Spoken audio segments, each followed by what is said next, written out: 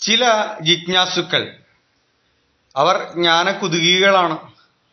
അവര് ആധ്യാത്മികത പഠിക്കുന്നതോടൊപ്പം ഇന്ത്യയുടെയും നമ്മുടെ കേരളത്തിന്റെയും അതുപോലെ ചില മഹാത്മാക്കളുടെ എല്ലാം ചരിത്രം പഠിക്കാനായിട്ട് താല്പര്യപ്പെടുന്ന ആളുകളുണ്ട്. അങ്ങനെയുള്ള കുറച്ച് വിദ്യാർത്ഥികൾ, ചില ആളുകൾ ഈ ഹിസ്റ്ററി പഠിക്കുന്നതിന്റെ ഭാഗമായിട്ട്, പ്രത്യേകിച്ച് കേരള ഹിസ്റ്ററി പഠിക്കുന്ന സമയത്ത്, നവോത്ഥാന നായകന്മാരെ പറ്റി പഠിക്കുന്ന സമയത്ത് വിവേകാനന്ദ സ്വാമികളെ കുറിച്ചും അതുപോലെ ചട്ടമ്പി സ്വാമികളെ കുറിച്ച് അവർ പഠിക്കാറുണ്ട്. ഇവർ രണ്ടുപേരും തമ്മിൽ കണ്ടുമുട്ടിയിട്ടുണ്ട് എന്നൊക്കെ ചരിത്രത്തിൽ പഠിപ്പിക്കുന്നു. ചില ആളുകൾക്ക് സംശയം, ഇവര് രണ്ടുപേരും തമ്മിൽ ആധ്യാത്മികപരമായിട്ട് എന്താണ് ബന്ധം? നമ്മൾ കേരള ഹിസ്റ്ററി ഒക്കെ പഠിക്കുന്ന സമയത്ത് ഇവർ പരസ്പരം കണ്ടു, പരസ്പരം എന്തൊക്കെയോ അറിവുകൾ ഷെയർ ചെയ്തു എന്നൊക്കെ അങ്ങനെ പഠിച്ചു പോകുന്നു. അപ്പൊ എന്താണ് ഇതിന്റെ പിറകിലെ കഥ? രണ്ടുപേരുടെയും തത്വ ദർശനങ്ങൾ എങ്ങനെയായിരുന്നു, രണ്ടുപേരും എങ്ങനെയായിരുന്നു ബന്ധം എന്നൊക്കെ ചോദിക്കുകയാണ്. ഇപ്പൊ പറഞ്ഞു വരുമ്പോൾ വിവേകാനന്ദ സ്വാമികളുടെ സമ്പൂർണ്ണ ചരിതമൊന്നുമല്ല പറയുന്നത്, ചില കാര്യങ്ങൾ നമ്മൾ പറയാം. അതുപോലെ ചട്ടമ്പി സ്വാമിയുടെ ചരിതമല്ല, മറിച്ച് ഇവർ തമ്മിലുള്ള ബന്ധം എന്താണ്, അല്ലെങ്കിൽ ബന്ധമുണ്ടോ എന്നുള്ളതിന് ഒരു ചെറിയൊരു കാര്യം ഞാൻ പറയുകയാണ്. ചട്ടമ്പി സ്വാമികളുടെ ചരിതം പറഞ്ഞുകൊണ്ട്, ചരിത്രത്തെ വ്യാഖ്യാനിച്ചുകൊണ്ട് ഒരു വീഡിയോ ചെയ്തിട്ടുണ്ട്. കാണാത്തവർ കാണുക. അതിന്റെ ലിങ്ക് ഈ ഡിസ്ക്രിപ്ഷൻ ബോക്സിൽ ഞാൻ കൊടുക്കാം. ഒരു ലഘു ജീവചരിത്രം ചട്ടമ്പി സ്വാമികളുടെ പറഞ്ഞിട്ടുണ്ട്, വീഡിയോ ചെയ്തിട്ടുണ്ട്. അതിന്റെ ലിങ്ക് കൊടുക്കുന്നുണ്ട്. കാണാത്തവർ കാണണേ, തീർച്ചയായിട്ടും കാണുക. അപ്പൊ നമുക്ക് ഇതിലേക്ക് വരാം. വിവേകാനന്ദ സ്വാമികളെ സംബന്ധിച്ച് പറയുകയാണെങ്കിൽ, അദ്ദേഹം ബാല്യത്തിലെല്ലാം നോക്കുകയാണെങ്കിൽ നല്ല ഉത്സാഹിയായിരുന്നു, ബ്രാഹ്മണനായിരുന്നു. എന്നാൽ അദ്ദേഹം ബേസിക്കലി എത്തിസ്റ്റ് ആയിരുന്നു, ഒരു നിരീശ്വരവാദ മനസ്സുള്ള ഒരു യുവാവായിരുന്നു അദ്ദേഹം. കഥയിലേക്കൊന്നും പോകുന്നില്ല. അങ്ങനെ ഇരിക്കുമ്പോൾ അദ്ദേഹം ഗുരുവായിട്ടുള്ള ശ്രീരാമകൃഷ്ണ പരമഹംസരെ കാണുന്നു. ശ്രീരാമകൃഷ്ണ പരമഹംസരുടെ ആ കൃപ കൊണ്ട്, കാരുണ്യം കൊണ്ട്, കമ്പേഷൻ കൊണ്ട് അദ്ദേഹം മഹാജ്ഞാനിയായി മാറുകയാണ്. എന്നാൽ നമ്മൾ ശ്രദ്ധിക്കുക, അദ്ദേഹം ജ്ഞാനിയായിട്ടാണ് മാറിയത്, ഭക്തനായി മാറിയെന്ന് പറയാൻ സാധിക്കില്ല. അദ്ദേഹം തികഞ്ഞ അദ്വൈതിയായിരുന്നു. ശങ്കരാചാര്യ ഭഗവത്പാദരുടെ അദ്വൈത ഫിലോസഫി തിയറിയെ അദ്ദേഹം കലക്കി കുടിച്ചിട്ടുള്ള ആളാണ്. അത്രയും അദ്വൈതത്തില് ജ്ഞാനിയാണ്. നിരവധി ഗ്രന്ഥങ്ങൾ എഴുതിയിട്ടുണ്ട്. വിവേകാനന്ദനെ കുറിച്ച്, മറ്റ് അദ്ദേഹത്തിന്റെ ജ്ഞാനത്തെ കുറിച്ചൊന്നും ഇവിടെ പറയേണ്ടതില്ല, എല്ലാവർക്കും അറിയാം എന്ന് ഞാൻ വിശ്വസിക്കുന്നു. വിവേകാനന്ദ സ്വാമികൾ അതാണ് ശ്രദ്ധിക്കേണ്ടത്, ഭക്തിയെയല്ല അദ്ദേഹം പ്രോത്സാഹിപ്പിച്ചിരുന്നത്. എന്നാൽ അദ്ദേഹത്തിന്റെ ഗുരു അദ്വൈതി ആണെങ്കിൽ കൂടെ രാമകൃഷ്ണ പരമഹംസർ തികഞ്ഞ ഒരു ഭക്തനായിരുന്നു. വിവേകാനന്ദ സ്വാമികള് യുവാക്കളെ ഉത്സാഹഭരിതരാക്കാൻ വേണ്ടിയിട്ടുള്ള കാര്യങ്ങളാണ് ചെയ്തിരിക്കുന്നത്, പറഞ്ഞിരിക്കുന്നത്. ഭഗവത്ഗീത വലിച്ചെറിയൂ, ഫുട്ബോൾ എടുക്കൂ, ഉരുക്ക് ശരീരം, ഉരുക്ക് പേശികളും ഉരുക്ക് കൈകളും കാലുകളൊക്കെയാണ് വേണ്ടത് എന്നുള്ളൊരു അവബോധമാണ് നൽകിയിരുന്നത്.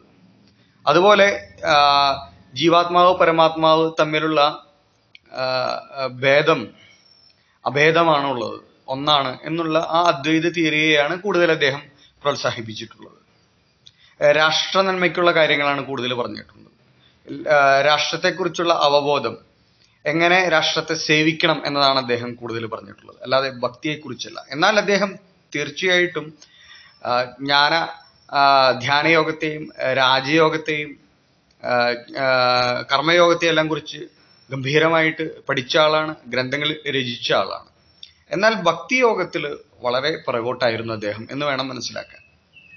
കാരണം ഭക്തിയെക്കുറിച്ച് അദ്ദേഹം എവിടെയും അധികം മഹത്തരമായിട്ട് പറഞ്ഞതായിട്ട് കാണുന്നില്ല. അല്ലെങ്കിൽ അദ്ദേഹത്തിന്റെ സ്വജീവിതത്തിൽ അദ്ദേഹം ഒരു ഭക്തനായിരുന്നു, ഭക്തിയുത സേവനം ചെയ്തിരുന്നു എന്ന് ചോദിച്ചാൽ ഇല്ല എന്ന് വേണം പറയാനായിട്ട്. അപ്പൊ അങ്ങനെ വിവേകാനന്ദ സ്വാമികള് തികഞ്ഞ ഒരു ജ്ഞാനിയായിരുന്നു, അദ്വൈതിയായിരുന്നു, അതുപോലെ രാഷ്ട്രസ്നേഹിയായിരുന്നു. അദ്ദേഹമാണ് ആദ്യമായിട്ട് ദരിദ്രനാരായണൻ എന്നൊരു കൺസെപ്റ്റ് തന്നെ കൊണ്ടുവന്നിട്ടുള്ളത്. ഇവിടെ ശ്രദ്ധിക്കുക, ദരിദ്രനാരായണൻ, ധനികനായ നാരായണൻ. എന്താ ഉദ്ദേശിക്കുന്നത് വെച്ച് കഴിഞ്ഞാൽ, ഈ ലോകത്തിൽ തന്നെ അല്ലെങ്കിൽ ഭാരതത്തിൽ എടുത്തു പറയുകയാണെങ്കിൽ, ഭാരതത്തിൽ ദരിദ്രരായ ആളുകളെ ദരിദ്രനാരായണർ എന്ന് പറയുന്നു. അത് എവിടെ നിന്നാണ് വന്നത് ആ ചിന്ത എങ്കിൽ, അത് വന്നത് എല്ലാവരും അദ്വൈതത്തിൽ നിന്നാണ്. അദ്ദേഹത്തിന്റെ മനസ്സിലുള്ള അദ്വൈതത്തിൽ നിന്നാണ് ദരിദ്രനാരായണൻ എന്ന കൺസെപ്റ്റ് വന്നിട്ടുള്ളത്. കാരണം എല്ലാവരും ബേസിക്കലി എന്താണ്, നാരായണനാണ്. ആരും ജീവാത്മാവല്ല, മറിച്ച് എല്ലാവരും പരമാത്മാവാണ്. അതാണ് അദ്വൈത തിയറി. ആ പരമാത്മാവ് നാരായണനാണ്. അപ്പൊ അതുകൊണ്ട് എല്ലാവരും നാരായണന്മാരാണ്. അപ്പൊ കാശുള്ള പൈസയുള്ള ആളുകൾ ധനിക നാരായണന്മാർ, പൈസയില്ലാത്ത കഷ്ടതകൾ അനുഭവിക്കുന്ന ആളുകൾ ദരിദ്ര നാരായണർ എന്ന് രണ്ട് രീതിയിൽ അദ്ദേഹം അതിന് തിരിച്ചിരിക്കുകയാണെന്ന് തോന്നുന്നു. അപ്പൊ അങ്ങനെ ദരിദ്രരും നാരായണരാണ്. കാരണം എല്ലാവരുടെ അകത്ത് നാരായണൻ ഉണ്ടല്ലോ, അല്ലെങ്കിൽ എല്ലാവരും നാരായണന്മാരാണ്, എല്ലാവരും ബ്രഹ്മമാണ്, അഹം ബ്രഹ്മാസ്മി എന്നുള്ള അദ്വൈത തിയറി പ്രകാരം എല്ലാവരും നാരായണന്മാരാണ്. അപ്പൊ കാശില്ലാത്ത അദ്വൈതി അല്ലെങ്കിൽ കാശില്ലാത്ത ഒരു നാരായണൻ ദരിദ്ര നാരായണൻ. എത്രയോ തെറ്റായിട്ടുള്ള ഒരു കൺസെപ്റ്റാണ് ഇതെന്ന് മനസ്സിലാക്കണം. കാരണം ഭഗവാൻ ഒരിക്കലും ധനികനായിട്ടും ദരിദ്രനായിട്ടും നമുക്ക് പറയാൻ സാധിക്കില്ല. കാരണം എങ്ങനെയാണ് നാരായണൻ എന്ന വാക്കിന്റെ കൂടെ ദരിദ്രൻ എന്ന് ചേർക്കാൻ സാധിക്കുന്നത്? എങ്ങനെയാണ് നാരായണൻ ദരിദ്രനാകുന്നത്? ഈ പ്രപഞ്ചത്തിലുള്ള സകല സമ്പത്തിന്റെയും ഉത്ഭവ കേന്ദ്രമായിട്ടിരിക്കുന്നത് ഭഗവാനാണ്. എല്ലാ ഐശ്വര്യങ്ങളുടെയും എല്ലാ സിദ്ധികളുടെയും നാഥനായിട്ടിരിക്കുന്നത് ഭഗവാൻ നാരായണനാണ്, വിഷ്ണുവാണ്. അപ്പൊ എങ്ങനെയാണ് ഭഗവാനെ ദരിദ്ര നാരായണൻ എന്ന് അഭിസംബോധന ചെയ്യാൻ സാധിക്കുന്നത് എന്ന് മനസ്സിലാകുന്നില്ല. ഇവിടെയാണ് അദ്വൈത തിയറിയിൽ വരുന്ന ചില പാളിച്ചകൾ. മനസ്സിലാക്കൂ, ഈ നാരായണനെ സേവിക്കുന്നത് ആരാണ്? നോക്കൂ, നാരായണന്റെ പാദങ്ങൾ ഒഴിഞ്ഞുകൊണ്ട് പാദങ്ങളിൽ ഇരുന്നു കൊണ്ട് നാരായണനെ ശുശ്രൂഷിക്കുന്നത് സേവിക്കുന്നത് ആരാണ്? സാക്ഷാൽ ലക്ഷ്മി ദേവിയാണ്. സകല ആളുകളും ധനവും സമ്പത്തും ഐശ്വര്യവും ഉണ്ടാകുന്നതിന് വേണ്ടിയിട്ട് ലക്ഷ്മി ദേവിയെ പൂജിക്കുന്നു. എല്ലാ ഐശ്വര്യങ്ങളുടെയും ദേവതയാണ്, ധനത്തിന്റെ ദേവതയാണ് ലക്ഷ്മി എന്ന് പറഞ്ഞു. അങ്ങനെയുള്ള ലക്ഷ്മി ഭഗവാൻ നാരായണന്റെ പാദങ്ങൾ സേവിച്ചുകൊണ്ടിരിക്കുന്നു. അങ്ങനെയുള്ള നാരായണനെയാണ്, അങ്ങനെയുള്ള വിഷ്ണുവിനെയാണ് ദരിദ്ര നാരായണൻ എന്ന് ഇദ്ദേഹം അഭിസംബോധന ചെയ്യുന്നത്. എന്തടിസ്ഥാനത്തിലാണ്? എത്രയോ തെറ്റാണ് അത് ചിന്തിക്കുക. അപ്പോ ഇദ്ദേഹത്തിന്റെ തിയറികളൊക്കെ രാഷ്ട്ര സേവനത്തിന് വേണ്ടിയിട്ടാണ്, ദരിദ്രരായ ആളുകളോടുള്ള അനുകമ്പയാണ്, അവരെ സഹായിക്കണം എന്നൊക്കെ പറയുന്നു. ശരിയാണ്, നല്ല കാര്യമാണ്. എന്ന് വെച്ച് ലോകത്തെല്ലാവർക്കും എത്ര വലിയ ഒരു കോടീശ്വരനും ലോകത്തെല്ലാവരെയും സഹായിക്കാൻ പറ്റും? എല്ലാ ദരിദ്രരെയും സാധിക്കില്ല. എല്ലാവരുടെയും ദുഃഖങ്ങൾ ഏറ്റെടുക്കാൻ പറ്റുമോ? സാധിക്കില്ല. കാരണം അതൊക്കെ അവരവരുടെ കർമ്മബലമാണ്. എന്ന് വെച്ച് ആരെയും സഹായിക്കരുത് എന്നല്ല. ഭൗതികമായ രീതിയിൽ ആരെങ്കിലുമൊക്കെ സഹായം ആവശ്യമുള്ള ആളുകളെ നമുക്ക് കഴിയുമെങ്കിൽ സഹായിക്കുന്നത് നല്ലതാണ്. അതിനെ സ്വാത്വിക ദാനം എന്നൊക്കെ പറയും. സ്വാത്വിക ദാനത്തിന്റെ രീതിയിൽ ചെയ്യുകയാണെങ്കിൽ അതൊക്കെ നല്ലത് തന്നെയാണ്. പക്ഷെ അതൊക്കെ എന്താണ്? ഭൗതികമായ മേന്മയെ ആ വ്യക്തിക്ക് ഉണ്ടാക്കുന്നുള്ളൂ. ഒരിക്കലും മനുഷ്യജന്മത്തിന്റെ ലക്ഷ്യം ഭൗതികമായിട്ടുള്ള ഈ കാര്യങ്ങൾ നേടുക എന്നുള്ളതല്ല. നമ്മുടെ ശരീര സംബന്ധിയായിട്ടോ ശരീരത്തിനോ പോഷിപ്പിക്കുന്ന കാര്യങ്ങൾ, ഇപ്പൊ എൻ്റെ ശരീരത്തെ പോഷിപ്പിക്കാനുള്ള ഒരുപാട് ആഹാരവും വസ്ത്രവും കാര്യങ്ങളും തന്നതുകൊണ്ട് ഞാൻ മനുഷ്യജന്മത്തിന്റെ പരമപ്രയോജനം നേടുന്നില്ല. അല്ലെങ്കിൽ എൻ്റെ ശരീര സംബന്ധി എന്ന് പറയുമ്പോൾ എൻ്റെ ഗൃഹം, എൻ്റെ സമ്പത്ത്, ഭാര്യ, പുത്ര, പൗത്രാദികള്, സുഹൃത്തുക്കള്, ബന്ധുക്കൾ, ഇവരെയൊക്കെ പോഷിപ്പിച്ചുകൊണ്ട് എൻ്റെതായ വസ്തുക്കളെ, എൻ്റെ ശരീര സംബന്ധിയായ വസ്തുക്കളെ പോഷിപ്പിച്ചുകൊണ്ട് എൻ്റെ മനുഷ്യജന്മത്തിന്റെ പരമലക്ഷ്യം നിറവേറുന്നില്ല. അതുകൊണ്ട് മനുഷ്യന്റെ ഭൗതിക നീഡ്സ്, ബേസിക് ആയിട്ടുള്ള നീഡ്സ് അവന് ചെയ്തു കൊടുത്തു, അവനെ ദാരിദ്ര്യത്തിൽ നിന്ന് മോചിപ്പിച്ചതുകൊണ്ട് അവന് ഭൗതികമായ ചില ഉന്നതികളിൽ ലാഭം ഉണ്ടായേക്കാം. പക്ഷെ ആത്മീയമായിട്ട് അവൻ ഒരു ഗുണവും ചെയ്യുന്നില്ല. ഈ ദരിദ്ര നാരായണനെ ഈ രീതിയിൽ അവന് വസ്ത്രവും അന്നവും ഒക്കെ കൊടുത്ത് പോഷിപ്പിക്കുമ്പോൾ അതുകൊണ്ട് അവന് ആത്മീയ ഉന്നതി ഉണ്ടാകുന്നില്ല. ആത്മീയതയുടെ ഔന്നത്യത്തിൽ അവൻ എത്തിച്ചേരാൻ സാധിക്കില്ല. അപ്പോൾ അതുകൊണ്ട് ദരിദ്ര നാരായണൻ എന്നുള്ള കൺസെപ്റ്റും അവന്റെ സേവയാണ് മനുഷ്യജന്മത്തിന്റെ മാനവികതയുടെ പരമലക്ഷ്യം എന്നൊക്കെ പറയുന്നതിൽ അർത്ഥമില്ല ആധ്യാത്മികപരമായി ചിന്തിക്കുന്ന സമയത്ത്. അദ്ദേഹം ഒരു ഭൗതികവാദിയായിട്ട് വേണ്ടി വരും മനസ്സിലാക്കാനായിട്ട് എന്നാണ്. അതുപോലെ ഗീതയെ വലിച്ചെറിയുക എന്ന് പറയുമ്പോൾ ഒരു സ്ഥലത്ത് അദ്ദേഹം ജ്ഞാനയോഗത്തെ പ്രോത്സാഹിപ്പിക്കുന്നതോടൊപ്പം മറ്റൊരു സ്ഥലത്ത് കർമ്മയോഗത്തെ പ്രോത്സാഹിപ്പിക്കുകയാണോ? എന്താണ് അദ്ദേഹം അങ്ങനെ ഉദ്ദേശിക്കുന്നത് എന്നറിയില്ല. ധൈര്യവാനായിട്ടിരിക്കുക എന്നൊക്കെയാണ് കൂടുതൽ. അതിനെയാണ് അദ്ദേഹം എന്തൂസിയാസ്റ്റിക് ആയിട്ട് ഇരിക്കണം, ഒരാൾ നല്ല ഉത്സാഹിയായിട്ടിരിക്കണം എപ്പോഴും എന്നുള്ള ഒരു അവബോധമാണ് അദ്ദേഹം കൂടുതൽ കൊടുക്കുന്നത്. അല്ലാതെ ഒരു നല്ല ഭക്തനാകൂ എന്ന് എവിടെയും അദ്ദേഹം സ്വജീവിതത്തിൽ അദ്ദേഹം കാട്ടിയിട്ടില്ല. അതുപോലെ തന്നെ അതിനെപ്പറ്റി അധികം പറഞ്ഞിട്ടുമില്ല. അദ്ദേഹം തികഞ്ഞൊരു അദ്വൈതിയായിരുന്നു. എന്ത് തന്നെയായാലും അങ്ങനെ അദ്ദേഹം ഒരിക്കൽ കേരളത്തിലേക്ക് വരുന്നു.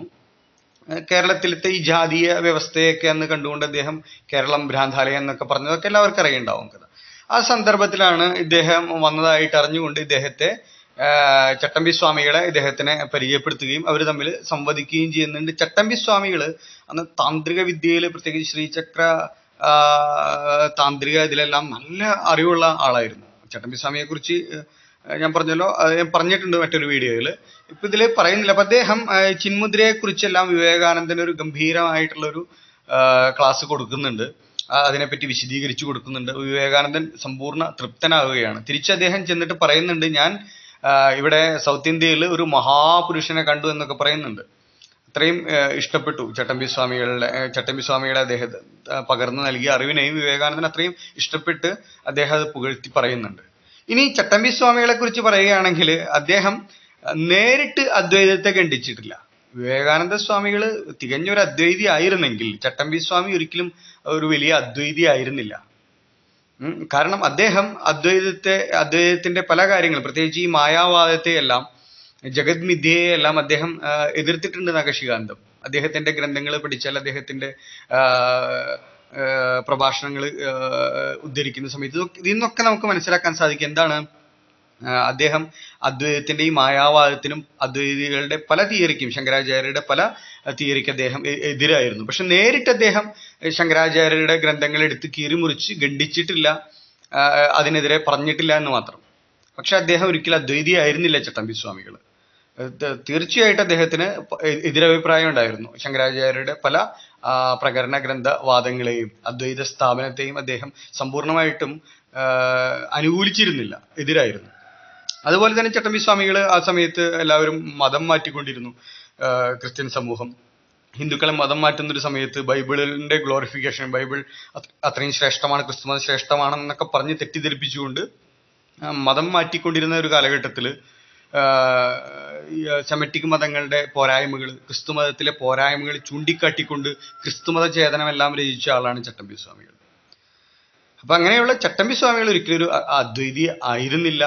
മാത്രമല്ല, അദ്വൈത സിദ്ധാന്തത്തിൽ പല എതിരഭിപ്രായങ്ങളും ഉള്ള ആളായിരുന്നു ചട്ടമ്പി സ്വാമികൾ. എന്നാൽ വിവേകാനന്ദ സ്വാമികൾ തികച്ചും ഒരു അദ്വൈതി ആയിരുന്നു. ഇവര് രണ്ടുപേരും തമ്മിൽ താത്വികമായിട്ട് പറയുന്ന സമയത്ത് ഇവർ രണ്ടുപേരുടെയും ദർശനങ്ങൾ വേറെയായിരുന്നു. പക്ഷെ കേരളത്തിലേക്ക് വന്ന സമയത്ത് ഇവര് കണ്ടിരുന്നു എന്നുള്ളത് സത്യമാണ്. താന്ത്രികപരമായിട്ടുള്ള പൂജാവിധിയുടെ ഭാഗമായിട്ടുള്ള ചിന്മുദ്രയെ കുറിച്ച് അദ്വൈത രീതിയിലോ അല്ലെങ്കിൽ വിവേകാനന്ദൻ എങ്ങനെ ബോധിപ്പിക്കുന്നു ആ രീതിയിൽ അദ്ദേഹം പറഞ്ഞ് മനസ്സിലാക്കി കൊടുത്തിട്ടുണ്ട് ചട്ടമ്പി സ്വാമി വിവേകാനന്ദൻ. അത് ശരിയാണ്. അതുകൊണ്ട് തന്നെ ചട്ടമ്പി സ്വാമിയെ വിവേകാനന്ദന് വളരെ ഇഷ്ടമായിരുന്നു. അദ്ദേഹത്തെ പറ്റിയിട്ട് വളരെ പുകഴ്ത്തിയാണ് വിവേകാനന്ദ സ്വാമികൾ പറഞ്ഞിട്ടുള്ളത്. തിരിച്ച് വിവേകാനന്ദ സ്വാമികളും ചട്ടമ്പി സ്വാമികളും തമ്മിൽ എന്തെങ്കിലും ഒരു ബന്ധം ഉണ്ടോ എന്ന് ചോദിച്ചാൽ അവര് തമ്മിലുള്ള ഒരു പ്രധാന ബന്ധം എന്ന് പറയുന്നത് രണ്ടുപേരും ജിജ്ഞാസുക്കളായിരുന്നു, ജ്ഞാനകുതുകികളായിരുന്നു. രണ്ടുപേരും അറിയാൻ വളരെയധികം തൽപരരായിരുന്നു, പഠിക്കാൻ വളരെയധികം തൽപരരായിരുന്നു, ഗ്രന്ഥപാരായണങ്ങൾ ചെയ്യുന്നവരായിരുന്നു, മഹാജ്ഞാനികളായിരുന്നു, ജ്ഞാനം നേടാൻ അത്രയും അധികം ആർത്തിയുള്ളവരായിരുന്നു രണ്ടുപേരും. അതുകൊണ്ടാണ് പരസ്പരം അവർ രണ്ടുപേരും കണ്ട സമയത്ത് തന്നെ അവരുടെ ചർച്ച ഇതിലേക്ക് പോയത്, പഠനത്തിലേക്ക് പോയത്. അവർ പരസ്പരം വാഗ്വാദങ്ങൾ ഉന്നയിക്കുകയല്ല, മറിച്ച് ഒരാൾ മറ്റാളിൽ നിന്നും അറിവിനെ നേടുകയായിരുന്നു ചെയ്തത്. ഇവർ രണ്ടുപേരും ഒരേപോലെ തന്നെ വളരെയധികം ജിജ്ഞാസുക്കളും എന്നാൽ അതേപോലെ തന്നെ മഹാജ്ഞാനികളുമായിരുന്നു എന്ന കാര്യത്തിൽ രണ്ടുപേരും ഐക്യപ്പെടുന്നുണ്ട്.